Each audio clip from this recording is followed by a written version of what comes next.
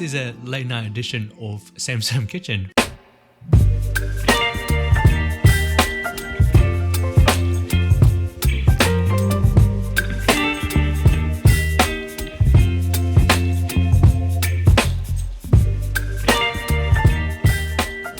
G'day, how's it going? Welcome back to Sam Kitchen, where I bring to you budget-friendly recipes with sustainability in mind.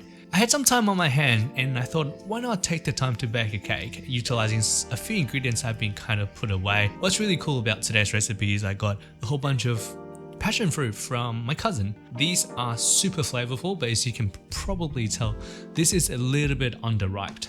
I cracked one open, super acidic, but at the same time, it's packed full of flavor. I just didn't want to waste it. I gave it a week or two and it doesn't look like it's getting riper. So I thought I would make a passion fruit cheesecake and then turn a big portion of it into like kind of the topping, be incorporating all of the pungent flavor of the white cheesecake.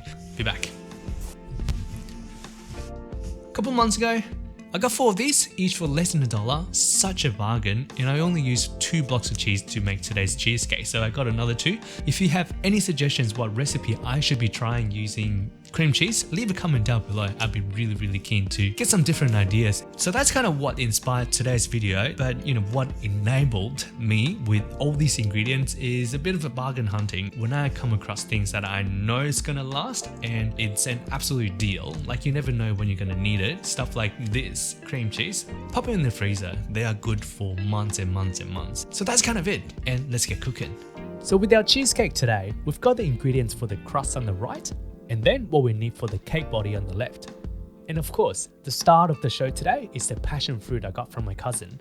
Instead of passion fruit, you can use other types of fruit like mango or blueberries. Feel free to take a screenshot of the ingredients or find them in the description. We'll get these out of the way and get it all going. So first step, we're going to make our own caster sugar. Almost all recipes I looked up call for caster sugar for the finer texture and faster dissolving nature. Though I only got white sugar at home, so it's a perfect opportunity to show you how we can make caster sugar super easily at home. Weighed out 280 grams of white sugar. I originally planned to use a food processor for this, thinking that I can use the same bowl for making the cake base, so that is less dishes to do later. Plug the bowl in and start blitzing. I had it going for about a couple of minutes with very little progress, and I thought, I can't be making all these noise this late. We got a noise complaint. Okay. You guys gotta turn it down. Okay, cool. So I swap it out with the blender. Put on high speed for 10 seconds, and we got our caster sugar. Just like that, we've saved ourselves 50% of cost on sugar. Check out the consistency. That is some good quality here. Now we got the sugar made. Put it aside for now while we get on to the rest. Bring back the food processor and we get going with the cake base. I'm using this sugar cracker I got for 86 cents, but digestive cookies seems to be the popular common choice of all. Here we need 200 grams of cookie for the base. Add in 30 grams of sugar. Lock the bowl in and give it a few pulses until the crackers have broken down. Next, we want to add in 75 grams of butter. The butter can be room temperature or melted. Bowl back on and blitz it until all is blended thoroughly. The crackers or biscuits should turn into a wet sand kind of texture. Now, here comes the controversial part. With our crust all good to go, I actually don't own a cake tin, so I'm going to give this white base pan a crack. I mean, these are pretty much the same shape, right? And I can't tell a difference. To prevent our cake from sticking to our make-do cake tin, I'm lining the pan with some grease-proof paper. Align the base with our paper with some extras to curve up to the side. Press it against the wall to ensure it fits as tight as possible. Next, measure out half a circumference. Tear it in half to cover the entire circle of the pan. Now the pan is all lined up, we can pour in our cake base. Spread it out evenly across the cake mold. And next, I grab a flat base cup to firm up the crust by pressing it down firmly, as well as up the sides of the walls to make our crust go up. Being smart like this and avoid any accidents in the oven. What's wrong? Why are you burning? What burning? Roof burning, what the fuck? We cut off the excess paper sticking out. Now our base is done, we want to pop it in the fridge for at least 30 minutes for the butter to firm back up. While the crust is resting in the fridge, we get onto our cake body. I'm using a stand mixer today, but this can totally be achieved with a handheld device. In order to whip the cream cheese, I'm using a whisk attachment. We want 2 blocks or 500 grams of cream cheese at room temperature. The texture should be what you can see here. Make sure they are at room temperature so they are at the right consistency to be whipped. Cheese in, bowl in place, and we get whipping.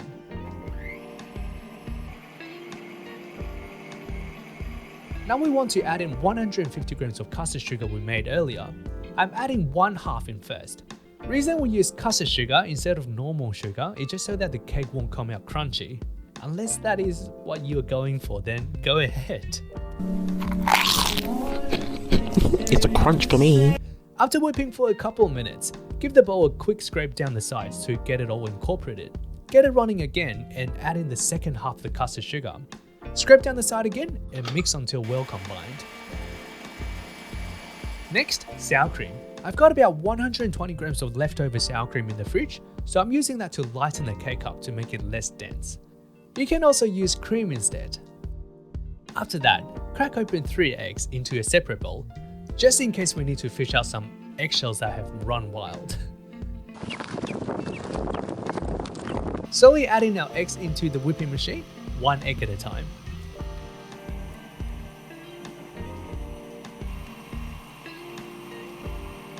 To 20 grams of imitation vanilla for some added complexity. Add in a couple of teaspoons of plain flour to help the cake set better. Just a tiny bit goes a long way. Also, try to add in bit by bit rather than in big chunks. Next is totally optional. I have some passion fruit pulp sitting around, so I thought why not add some into the cake too. Once the cake batter is well mixed through, we can stop the mixer. Grab a spatula and give it a quick scrape to make sure nothing is stuck to the bottom of the bowl. Our cake crust should be chilled and solidified by now, so get it out of the fridge. Cake batter in.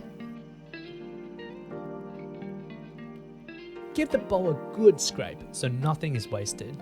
I love using spatulas for this exact reason. All is left to do with the cake is bake. Pop the cake into a preheated oven at 160 degrees Celsius on fan force. To better control the oven temperature, keep the cake on the top half of the oven, and at the bottom, use a pot or baking tray, and we want to add in at least 1 liter of boiling water. And now, bake for 1 hour and 15 minutes or until the filling is set. While the cake is baking, we can utilize the time and make some passion fruit coulis as our topping. Slice the passion fruits open. These gorgeous little things are so pungent, I wish you could smell them. Use a teaspoon and we can harvest the fruit by scraping the flesh off. We want about 300 grams of passion fruit pulp with 100 grams of sugar and bring it over to the stove. We also want to make a starch slurry to thicken up the coulis. It's very straightforward, just need 15 grams of starch and 15 grams of cold water. Give it a good stirring to combine. Once done, over to the stove, we want to heat up the passion fruit on low heat until simmer. Give it a quick stir to dissolve the sugar. Once it's bubbling, turn the heat off and add in the starch slurry. Give the pot a quick mixing to spread the starch out before we turn the heat back on. I find this way it's less likely for the starch to clump up together. And then, cook until it's thickened and have a consistency like this. And we are all done. Pour the passion fruit coulis into a container and scrape the pot clean. These are too good to waste. Leave the coulis to cool on the bench before popping in the fridge. So 1 hour and 15 minutes has gone past, and the cake looks pretty ready to me. The crust should peel away from the mold, and the cake body is set but still a touch wobbly. Now, let the cake rest and chill in the fridge uncovered for at least 4 hours. It's the next day, and the biggest challenge throughout the entire bake, which is trying to flip the cake out. First go wasn't great, and the cake was still stuck after my chin attack. Quick clean up, and I gave it another go. This time, I removed the unnecessary baking paper and tried pulling the cake off the pan first. And it's a success! The pan was a little bit heavy, so I dented the top of the cake, but overall I call it a win. The moment of truth, the crust holds up surprisingly well. The cake has got a gorgeous yellow color thanks to the passion fruit we added into the body, and we can see passion fruit pulp hanging about at the bottom of the cake. To top it off, add in our super fragrant passion fruit coulis. The cost breakdown is right on the screen here. The entire cake cost me $6.15.8 to make, which is like 2 weeks worth of dessert sorted.